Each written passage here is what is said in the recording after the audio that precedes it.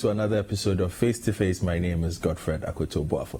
We are discussing coronavirus and education because it's one of the topics that seems not to go away as we experience this unending, at least for now, disease. My guest today happens to be a public health expert. In fact, she might know a lot more about COVID than most people who talk about COVID, but she's here to talk about education because she also happens to oversee the National Inspectorate Board. Dr. Hilda Haggar Ampadu is our guest on Face to Face. Welcome to Face to Face and welcome, Dr. Ampadu. Thank you for having me.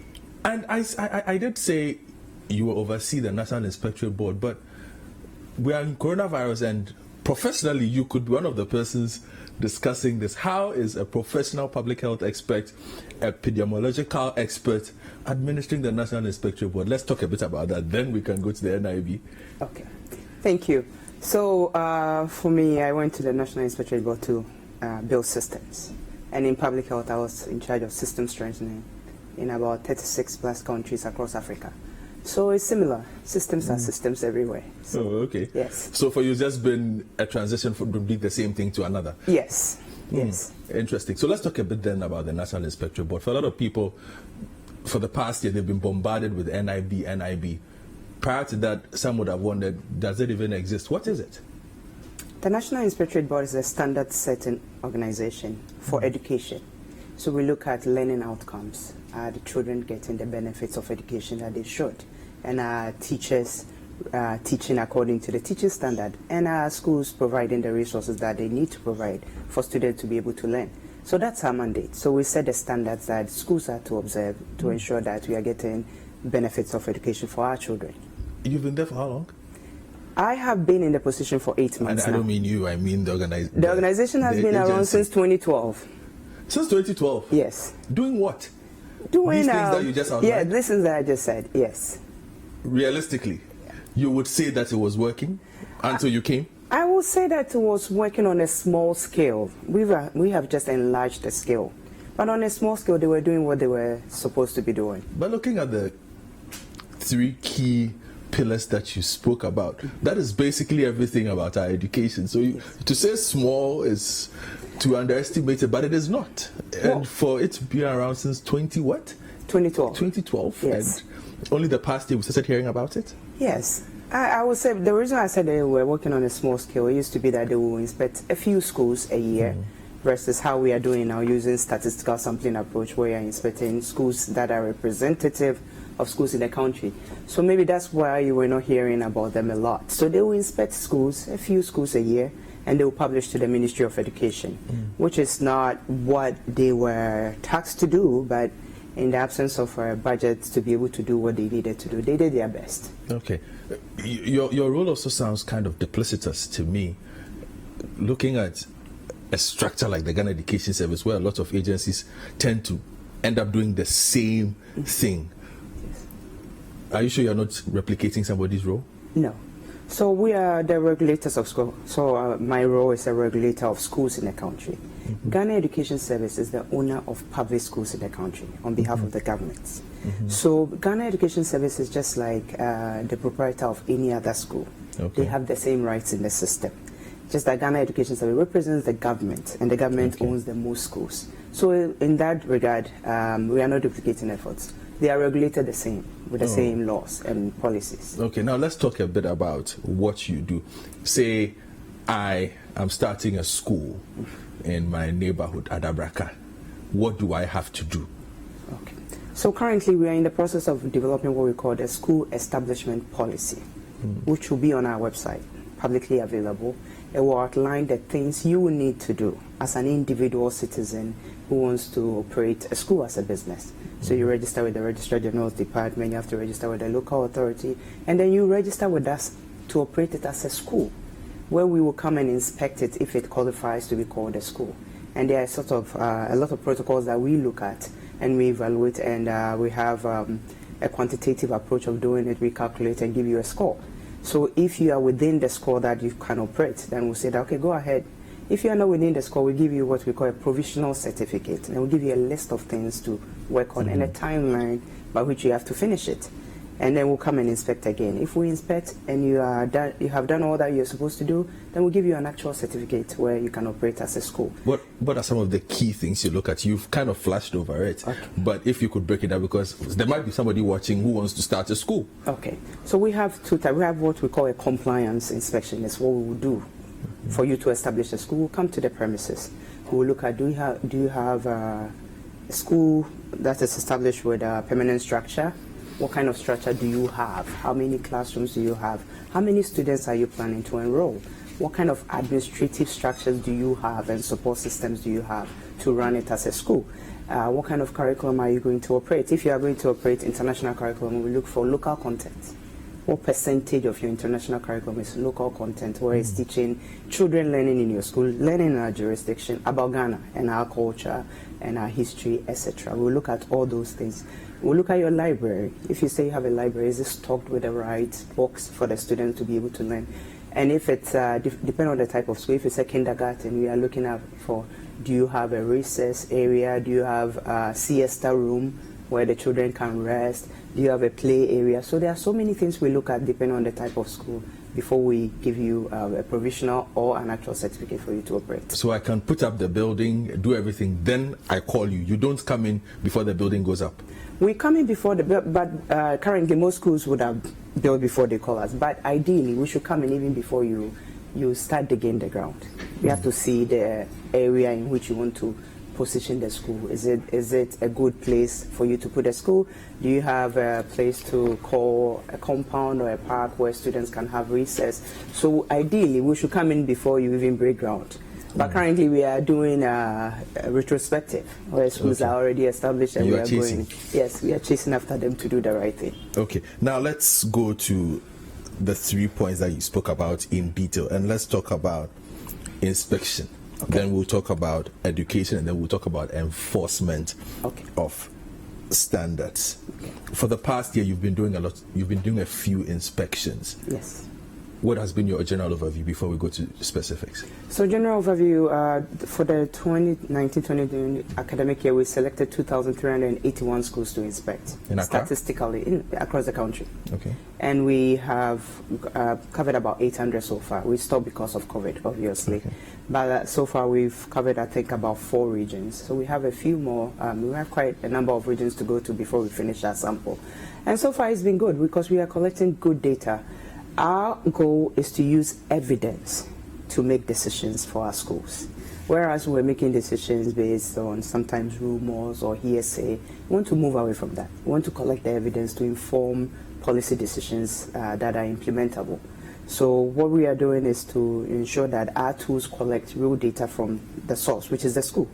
And so that's why we are going across the country to collect this data. And based on the data we collect, we analyze, and then based on the kinds of decisions we come up with, we make sure that it changes some policy or informs some policy. So that's what we are doing. Are these visits pre-announced, or you just show up? They are not announced. We just show up.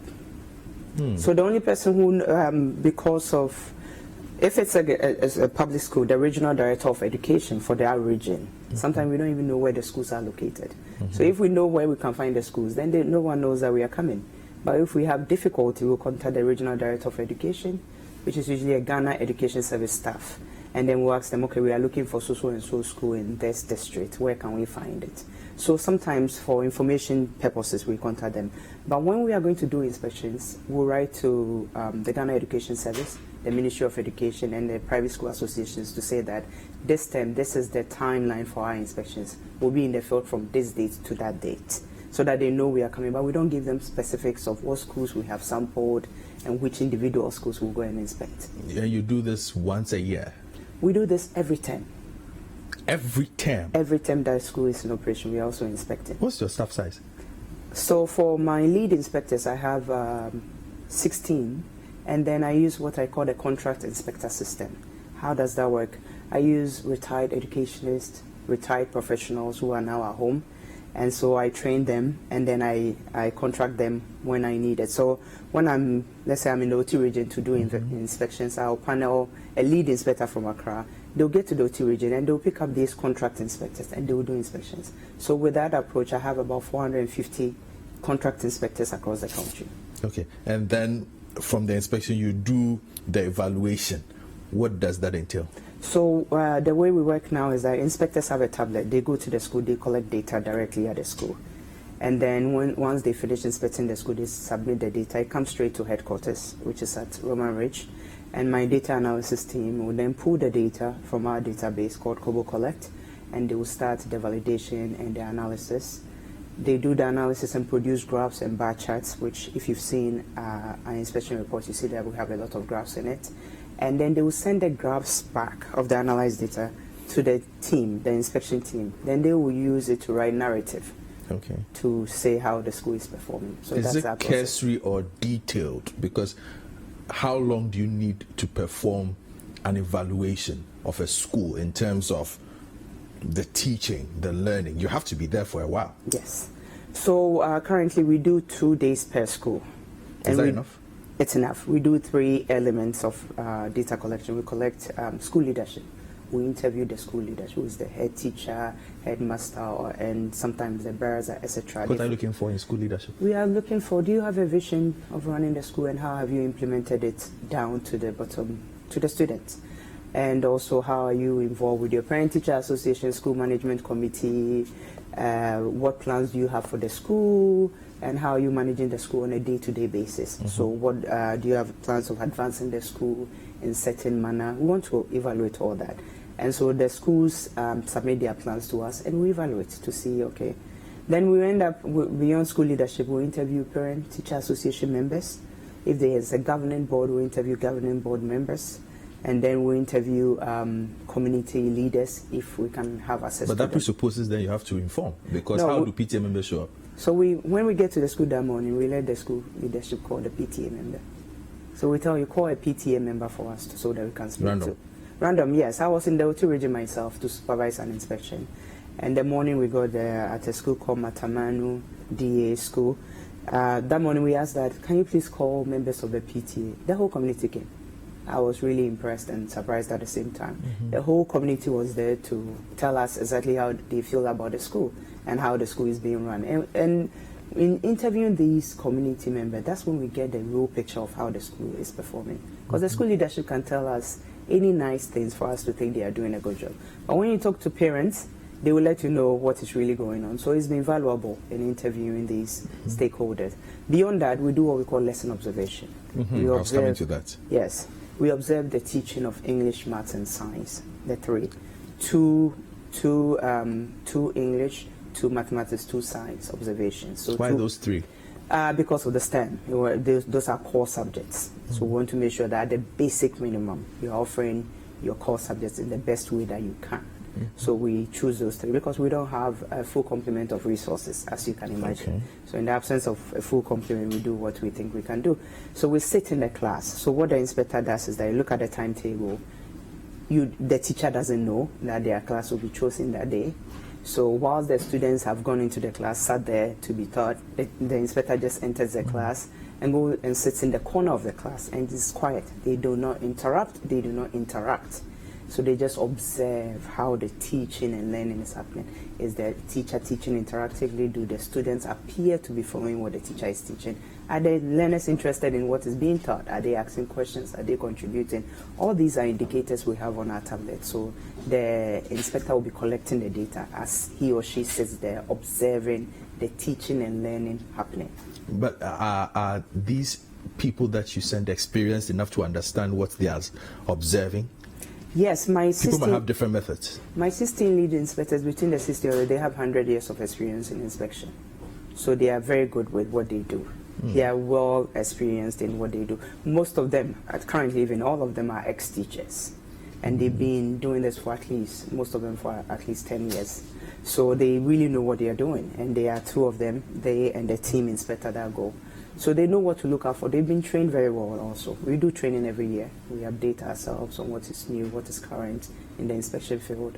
And so they are quite knowledgeable of what they are doing. Do you talk to the kids? Yes.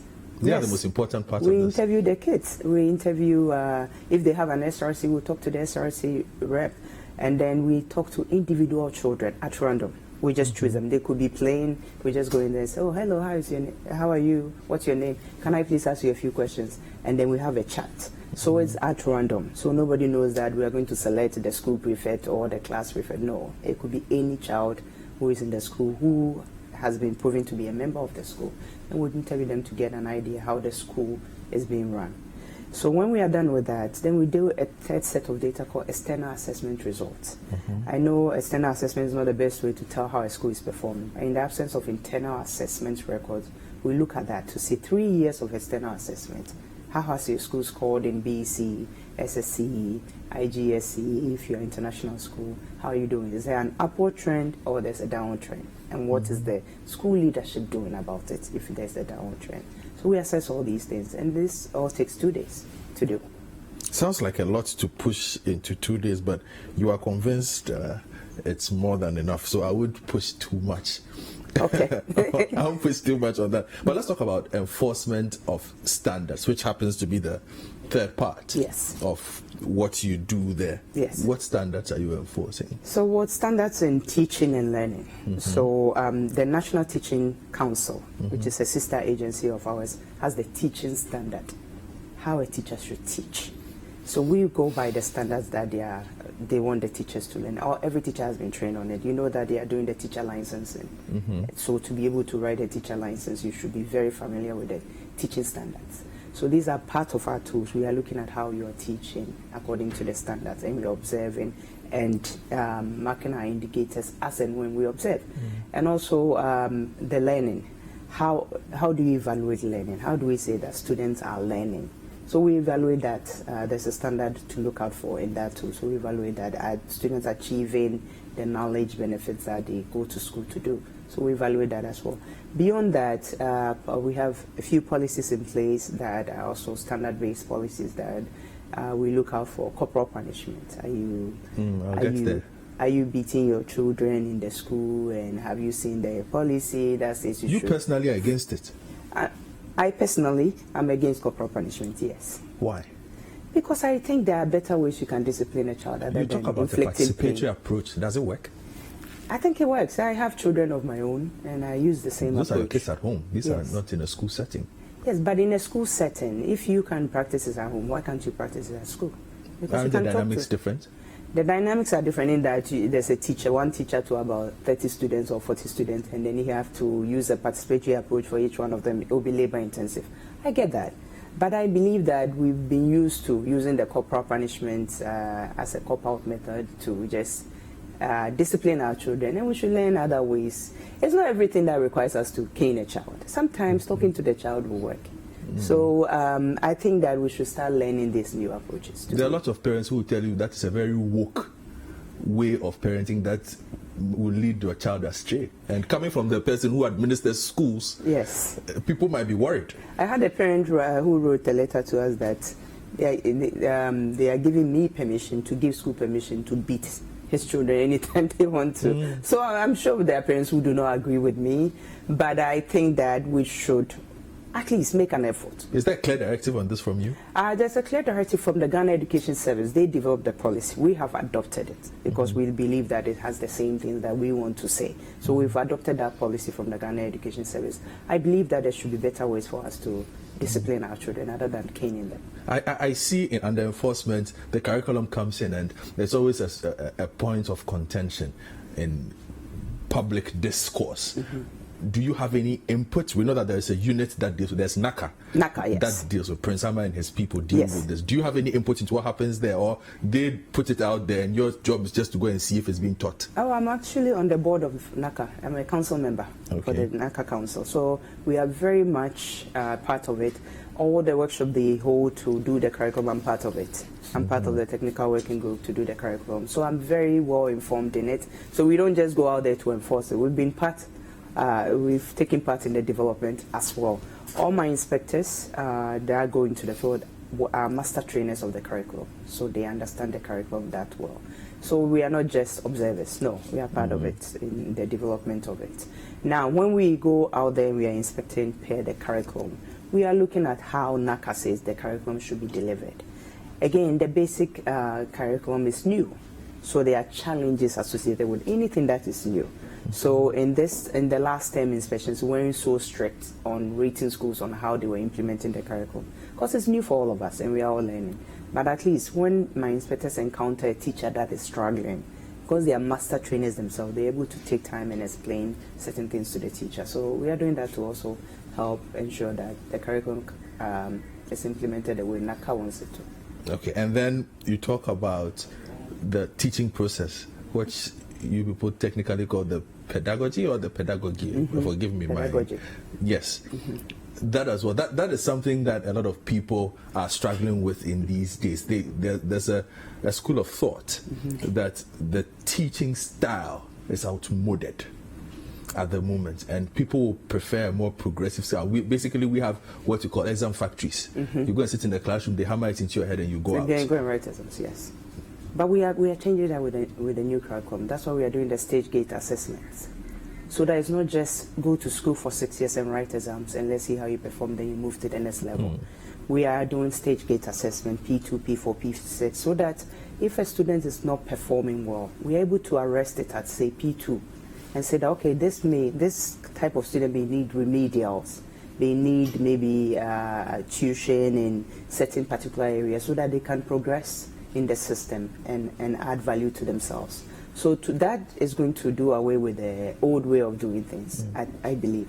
How much leeway does a teacher have? We've seen some teachers become quite famous for having what one would call progressive or innovative teaching methods. Some are dancing in class, some are coming up with all kinds of ways. What is your take on this? Because I also know there's a school of thought who think, well, I didn't bring my school to come and watch the teacher dance. Yes. What have you made of how the teaching process at the moment? What kind of leeway do you give to teachers, for instance, when you're observing? So we want teachers to be able to also do their own research and add value to what they are teaching. So the new curriculum gives a lot of leeway for that, so that you can research and then teach according to how you understand it. It gives you strands and sub-strands, things that you should look out for, but it doesn't say that you cannot do your own research and add value to what you are teaching. I mean, am I against teachers who are dancing in the classroom? If you finish teaching and the children are tired and you think dancing is the way to some have incorporated it into the lessons. Well, it depends on what stage the children are. If you're teaching kindergarten, for instance, if I'm teaching kindergarten, and I think if I turn some syllables into a song, that's where my audience, which are 5-year-old, 4-year-olds, will understand and sing along. Maybe I'm being creative by doing that. The curriculum will not say, or the teaching standard will not say, that's how you should do it. But you are allowed to think outside of the box and not just be boxed in. That says the curriculum says we should teach it this way, and the teaching standard says we should teach it this way. So even if your children are not following along and are not understanding, you cannot change your mode of delivery. You can. Oh, okay. Interesting one. Now, there's also been, you are also looking at teaching and learning materials, whether they are available and appropriate. Are these supposed to be provided by the Ghana Education Service or the schools? So the teaching and learning materials, I believe, are supposed to be provided by the NACA in collaboration with Ghana Education Service. I don't know a lot about the details of how they plan to do that. We observe it when we go to the field. Is it available? But I know that that is something that NACA and GES are working on to deliver to teachers for the new curriculum. Currently, they are complaining about the lack of textbooks. But I know NACA is expediting that, so there will be textbooks for the basic curriculum very soon in the system that teachers can reference for teaching. Which tells me then that your inspection is working on one leg. Which leg would that be? The leg that does not accommodate textbooks, because you can't enforce it. Well, so we can enforce textbooks, but currently there are textbooks that were in existence before NACA, the new curriculum came. Some of the topics are already the same. So you follow the strand and the sub-strands, and you can reference an existing textbook, and the knowledge is the same. And a lot of teachers are doing that. Okay. But there are also a school of thought or a group of teachers who think that if you're giving us a new curriculum, give us a new textbook to go with that. But you cannot put the textbooks out before you put the curriculum out. Put the curriculum out, and then you do textbooks to match it. Okay. And NACA is very much on top of it. No. It will be out soon. All right, then. Conversation on education, and parents, don't worry, we'll have a conversation about educating our kids during the COVID period and how Dr. Ampadu and her outfit are ensuring that standards are still being maintained even in this period, because indeed learning is happening. Face to Face, we'll be right back.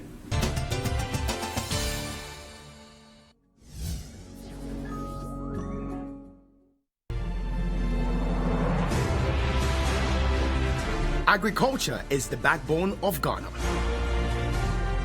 For the prosperity of the Ghanaian economy, it is imperative for the youth to develop interest in agriculture. The Living Fields Agri Challenge provides the opportunity to train and develop the next top agribusiness entrepreneurs. For this maiden edition, we have 12 contestants, 4 production groups. Economic viable and market-oriented vegetables will be cultivated. At least 4 agribusiness startups. Over 300,000 Ghana cedis worth of amazing prizes to be won at the end of the Agri Challenge. Living Fields Agri Challenge is proudly sponsored by media partners. Powered by PB Studios. Living Fields Agri Challenge, every Thursday at 7:30 p.m. only on City TV.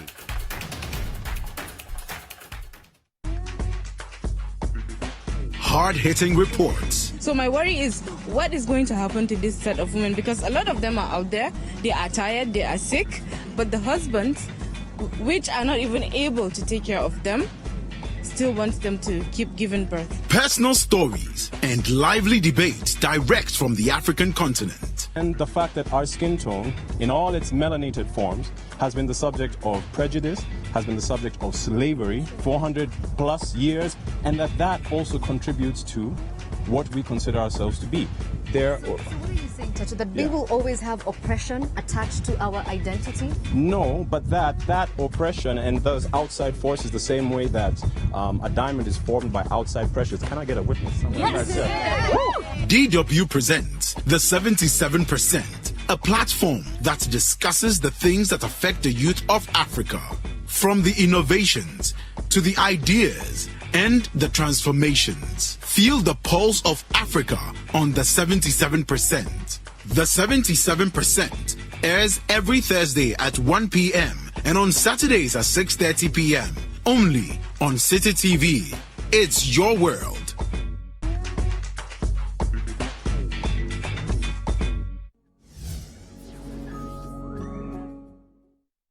Welcome back to Face with Dr. Ampadu, the acting general secretary, executive secretary, I must say, yes, of the National Inspector. But I don't want to get her post wrong. She's basically the chief inspector of schools, pre-tertiary schools, I must say, in Ghana. So we are discussing quite a few things. So for those of you who have comments, questions, you can leave them on the Facebook page and we'll try and address those questions. So Dr. Ampadu, back to the enforcement part of what you do. Class size is also essential. Does it vary for private and private schools when you do this, or the standards are the same? The standards are the same. For private and public schools? Yes. Class size? Yes. Is that realistic? I mean, standard has to be the same. In terms of what is on the ground, is it the same? No. But the standard setting, it's the same. But we all know that there are idiosyncrasies regarding these things. There are. And for us, as a standard setting, we have to set the standard. Are we saying that everybody, especially the public schools, are going to go achieve those standards? Maybe not. And as time progresses, we may have to look at that to see, okay, what realistic standard can we then set? Again, as I said earlier, we are now collecting data nationwide. It didn't used to be the practice. We are now collecting evidence-based data that's readily available for decision making. So we are now establishing our baseline of all these things. And once we have good data to establish the baseline that's established, then we'll go from there and do the other things. You do have a good baseline. I've seen parts of your reports of the 2 regions that you inspected, Greater Accra and the Eastern region. Yes. Public and private school dichotomies, yes, here and there. Overview of those ones, and then we can go into some details. I looked at it, I was not too impressed. What were you not impressed about? Well, there's a lot of unsatisfactory results in there for me, but we can go into it. So you just give me your thoughts and I'll tell you mine. Okay, so in the 2 regions that we inspected in the last academic term, we found out that most schools in those 2 regions were actually satisfactory, with 44% being unsatisfactory. Now, our focus is how do we get unsatisfactory to move to at least satisfactory. Okay. And so that's what our focus is on. And in our recommendations, that's what we do on individual level, school by school basis. We tell the school exactly what they need to do to move themselves from unsatisfactory to satisfactory. And that's what we are focusing our efforts on. Okay. Now, some of the key findings your report puts out, and I see you're smiling. You know your key findings. Let's go there. Spoke about school leadership in most private schools, and you're saying that they did not have a clearly documented vision shared by all stakeholders, unlike those in public schools. Explain that. Okay. So what we find out is that when we go to public schools and we say, do you have a school plan of how you plan to manage the school, your vision documented? They are very good. They will show us a very nice document that outlines their big plans of how they want to move the school forward, the next 5 years, what they will achieve. But isn't that because they are linked to the state? The state has all those things done by the ministry. Yes. So it's basically a blueprint for everybody. Yes, but they do it at the school level too, at the school leadership level. They do that too. Really? It's called SPAM and SPEP, School Management Plan, School Development Plan.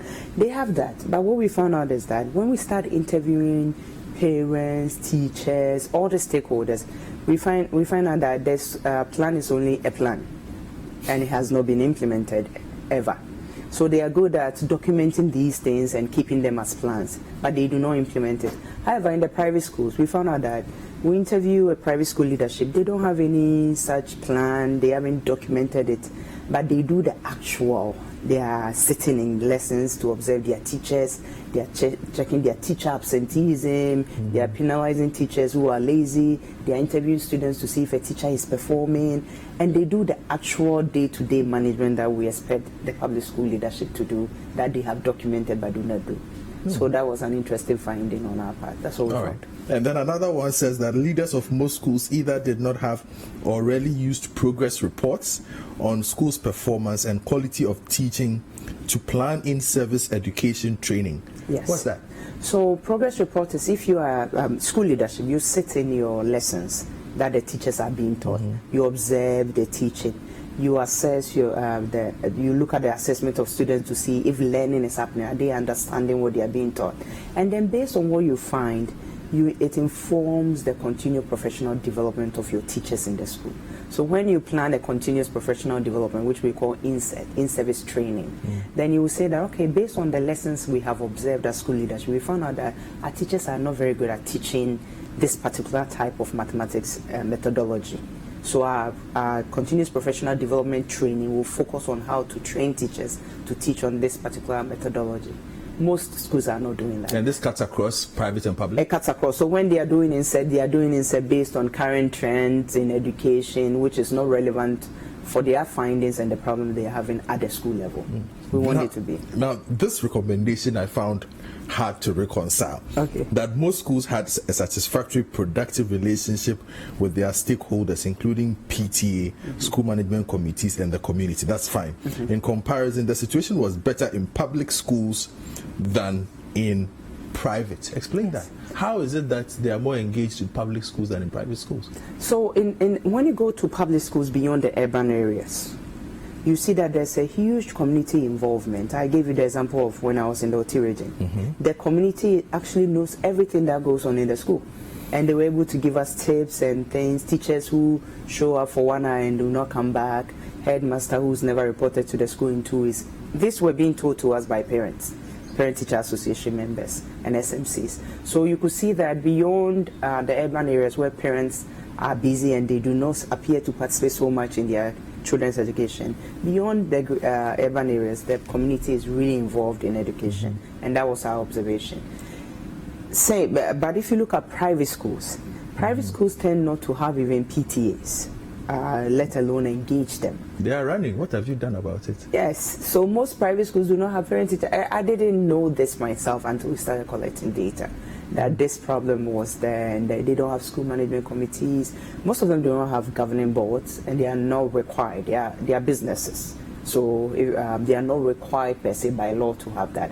But at least parent-teacher associations, you should have. Or a way of engaging let's be with clear parents. on this one, because it was a key part of the conversation, and you've brought it in a bit early. So you are saying PTAs, per your regulations, you should have a PTA. You should have a PTA. if you don't have a PTA, you are not supposed to run. Or if you have a PTA, you can run. If you don't have one. If you don't have a PTA, you can run. But the way we are going forward, what we are doing is we are now in charge of registration and certification of schools. One of our requirements to certify you as a school is to have an active PTA, not just to have a PTA, an active one. So you have to have documented evidence. Like that, what? Like meeting minutes, the constitution of the PTA, who are members of the PTA. How many times do you engage the PTA? Where's the evidence that you've actually engaged the PTA? So you're adding this to your inspection list? It's on our registration list to register as a school. No, but once I'm registered, Dr. Ampadu, I will take yes and go and do my own thing, which is what a lot of proprietors are doing. No, we come to inspect you. So we'll seek the evidence before we can rate you on our tool, if you have it or not. So if you don't have it, we cannot give you a rating. Our rating is 4 is outstanding, 3 is good, 2 is satisfactory, 1 is unsatisfactory. So if you don't have a PTA, chances are you score 1. Okay. And so your aggregate will be lower than it should be. What is the cost? And the cost is that we will give you a timeline to fix it, organize, put together a PTA, which shouldn't be difficult because you have parents already who are paying school fees to you as a school. So to constitute a PTA and show us the evidence that you've done that, and then we can mark you up. Now, if you don't do that, going forward, as we are becoming an authority, we have enforcement power. There will be fines, there will be charges associated with non-compliance to our standards, and so that is coming. So how do parents make complaints? Because on some of our programs, we're inundated with complaints by parents who say their kids attend schools where they've been told, look, we don't do PTA here. If you want to do PTA, take your kid out of school. But the quality of education the parent knows the child will get in that school pushes the parent to accept that particular term. So for the parents who are watching and want to make complaints like that, how do they make a complaint to you? They make it directly to the National Inspectorate Board. They should come to your office? Yes, like you said earlier, most people didn't even know we existed until late last year when we started making a little noise in the media. Then people got to know that we exist. So some know that we exist. And so my press release was as a result of parents and parent groups who had engaged me to bring their complaints to fore. So they can send us an email, they can go to our website. But that would be hard though. Expecting parents who don't attend PTA to drive to your office. Don't you have any other means of filing a complaint? But we have it online. That's what I just said. info@inspectorateboard.gov.gh. Please slow down and say it so that people can hear you. All right. So info@inspectorateboard.gov.gh. You just have to send us an email.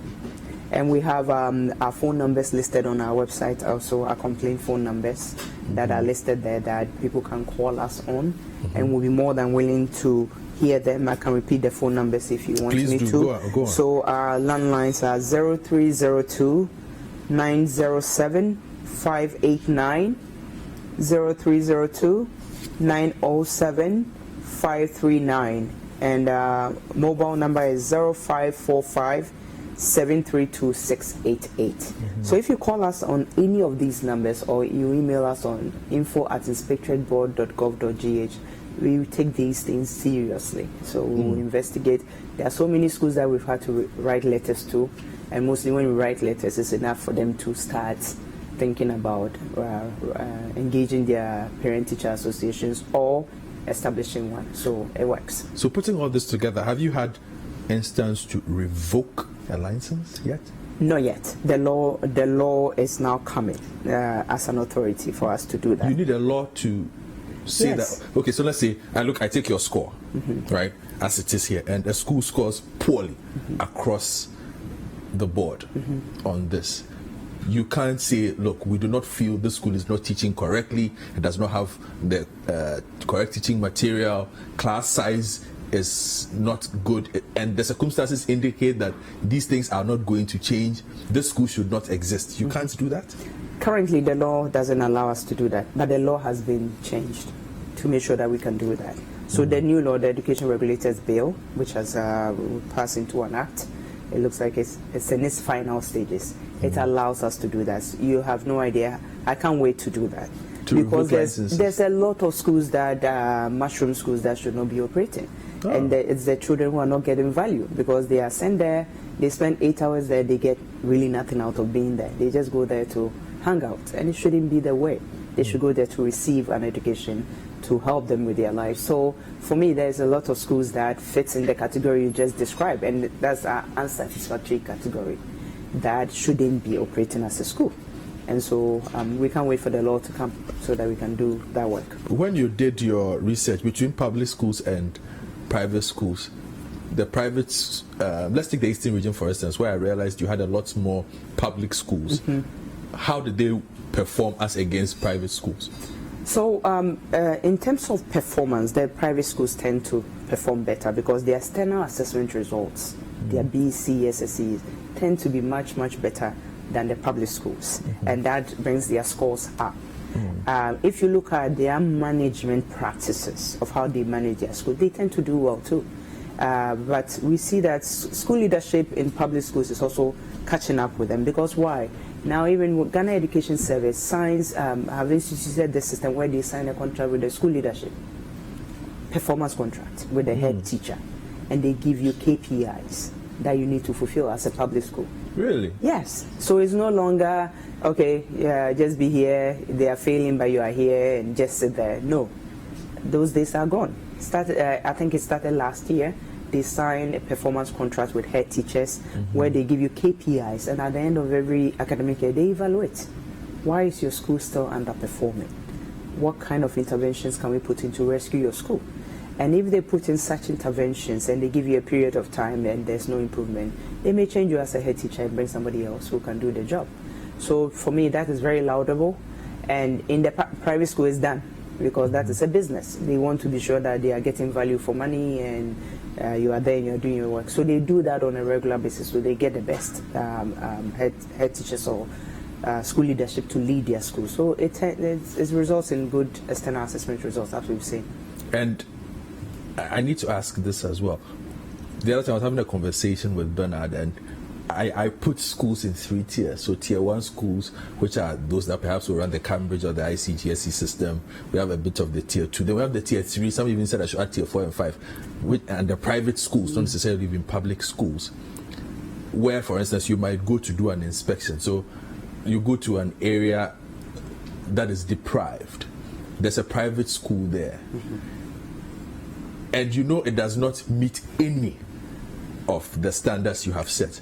But without the presence of that establishment, 1, kids in the area will not get an education. 2, they might have to trek a longer distance to find that education. Do you weigh these considerations when you are performing these evaluations? Yes, we do. Because I believe there was once I was asked a question about schools under trees, for instance.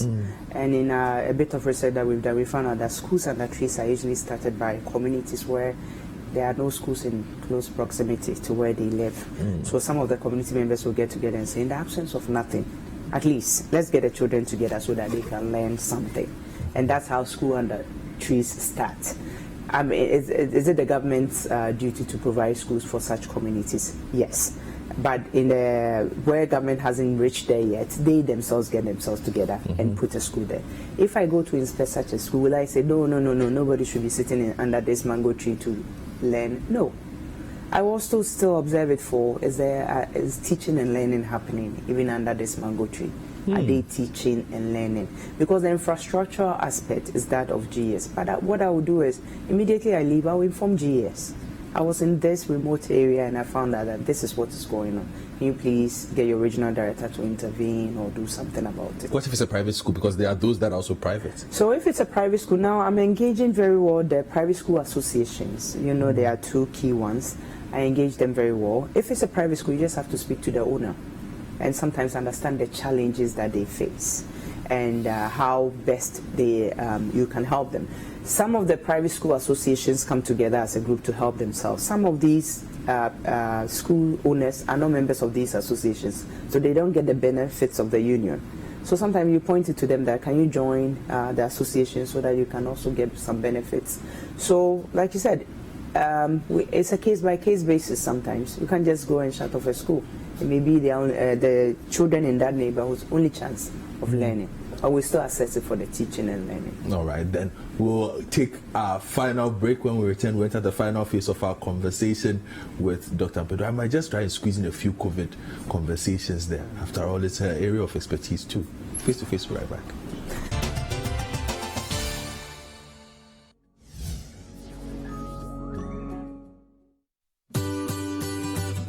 City TV is live on DSTV. Go to channel 363. On GoTV, access City TV on channel 182. On a digital TV, please press the menu button on the remote control and run a new search on your TV. Take note that without an antenna, you cannot access City TV on your television. City TV can be accessed on a free-to-air digital box like the GoTV and Star Times box. City TV, it's your world.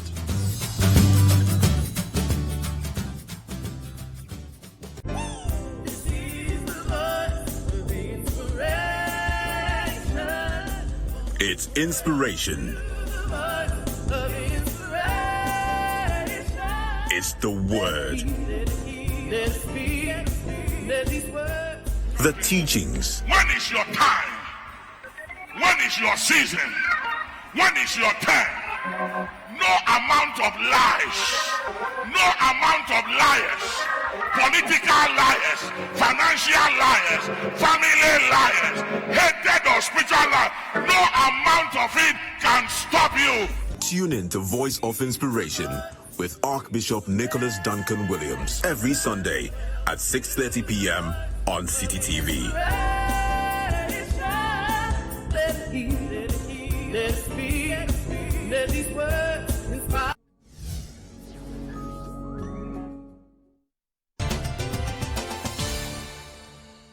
Welcome back to Face with Dr. Hilda Haggar Ampadu. Yes, I've put the full name out there. Now, Doc, before we enter the coronavirus part of the conversation, I know you will share a few things. I'll push you to say a few things there. Corona has changed the face of education as well. Has it? How are you keeping up as an inspectorate at this point? So my preference is, if we had a way to put Corona under control, is for students to be back in the classroom, because that's where they get the most benefit. Learning at home is not the same as sitting in the classroom and learning, obviously. But in the absence of that, schools are doing their best to provide learning to students. So there's a lot of online learning management systems that private schools are using. Even the Ghana Education Service itself has one, and it's using TV channels to deliver that as well. So we are doing our best to still provide some form of education. We are not going to inspect schools and read them in this period and assess learning, as in, oh, you didn't do a good job or you did a good job. But what we are doing is to provide online learning guidelines. So what do we expect that at the end of the day a child should achieve, especially to private schools where parents are still paying school fees, and then schools are delivering the learning online. Parents want to be sure that they are getting value for money. Exactly. So we as an inspectorate, we are, by Monday we'll publish our online learning guidelines on things to expect and how to evaluate that learning has happened. Oh, Doc, isn't it too late? Well, in the age of coronavirus, we've all had to innovate. I never thought in 2020 I was going to develop online guidelines for inspections and virtual inspections, but I had to. So we've developed one. We're just validating it. We want to be sure that once we put it out there, it's something that schools can take and use, other than to get back to us and say it's not usable. So we're just doing our due diligence. Okay, let's talk medicine and science now as well. I hope you're okay talking. We're not doing the political part, we're just talking pure science and medicine here. Okay. So from a professional perspective, what have you made of coronavirus and the impact it's and even how Ghana has dealt with it? So for me, coronavirus thrives on public health education. It's not so much of the clinical presentation and the treatment per se, but it's the public health education that everybody knows how to protect themselves so that they don't contract the virus. So a lot of effort should go into public health education, which I think the government is doing very well on. The president himself has taken it on to address us every week and to assure us of things that are being done and what we need to do to stay protected to prevent ourselves from contracting the disease. So I think that the public health education is what needs to be augmented. But now if I look around, I see that people are getting it and people are protecting themselves. You go out there and you see that everybody's wearing a mask, everybody's washing their hands. You would have thought that, okay, because we have disparity in education in this country, some people would think this is a hoax. I'm not going to bother with these things. But no. When you're out, you see that everybody is trying to protect their own personal space. Somebody is talking to you and they are pushing back because they don't want to be in your face, so that they are observing the 6 feet and all those things that have been put out there. So public health education is what needs to be augmented, and I think that has been done by the officials in charge. And the next phase of this obviously is testing and looking for a drug, and I think drugs enforcement or maybe just vigilance is something that you've also worked with. What have you made of the push to get testing enhanced and also the search for a corona vaccine? So you could be in the lab helping. Well, I could. The push for the testing is the best, and my alma mater, KNUST, together with a diagnostic company, yes, I found the testing that will give you a result in 15-20 minutes. I follow the science very well. I'm an evidence-based person. I don't speculate anything until it's built on the science. So for me, I am always researching on what is new about the virus, what are other jurisdictions doing about it, how are they handling the response, and how they handling the spread. And so for me, it appears from all over the world, testing is what will get us to where we need to get. So that if I feel symptoms, I should have a test readily available for me to get tested, and then if I need treatment, then I go for treatment to avoid spread. So for me, having discovered some local form of testing is very good for us as a country. Now, the second question. On the drugs. On the vaccine. On the vaccine, yes. Well, a vaccine will solve our problem if we could find it. I'm sure scientists are in the lab doing all sorts of testing to ensure that they find us a vaccine. But vaccination in itself is good. As we know, we take the flu vaccine every year if you live in the Western world to prevent you getting the flu. But I have a firm belief that now that we are understanding more the science of the virus, I'm sure you also heard that Noguchi have identified the strains. So in as much as we have coronavirus, it's not just even one strain of virus that's attacking us. There are different strains, and different strains will need different way of treating it and handling it. So that in itself is a triumph. And so the next step is to now get a cure or a vaccine to deal with these strains. So I'm sure scientists are hard at work on it. Unfortunately, some of us have taken ourselves out and we are doing PTA. So, but my fellow scientists are out there in the lab testing all sorts of means to get us a vaccine, and I'm confident that we'll get a vaccine for this, just like any of the SAR, the SARS flus that we have vaccines for. Yes. And finally, to wrap up, I would just have to go back to your current role, not the science one. Okay. What is the vision that by the time you leave the National Inspectorate Board, when that time comes, what is the vision that you expect to have been executed, at least for education in Ghana, both at the public school and the private school level? Okay. So that I've built an inspectorate system that's independent of me. I don't need to be there for inspections to happen the way they are doing. So currently, I've everything that I do is online. So when COVID happens, we have a drive system where every work that we do, we save it on a drive. So we can share information, we can all work to the same documents, etc. And I said earlier that I come from a system strengthening background. So for me, that is building a system independent of me.